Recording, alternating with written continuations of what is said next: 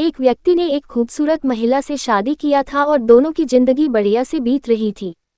पति अपनी पत्नी की सुंदरता की बहुत तारीफ करता था, जिससे उसकी पत्नी बहुत ही खुश रहती थी।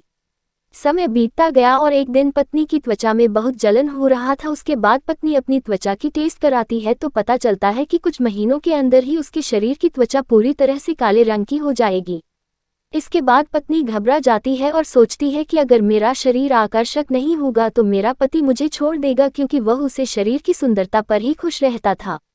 पति कुछ दिनों के लिए किसी काम से बाहर जाता है तो पत्नी सोचती है कि जब ये कुछ दिनों में अपने काम से वापस आएंगे तब तक मेरा शरीर कला पर चुका होगा और फिर मेरे पति मुझसे नफरत करने लगेंगे।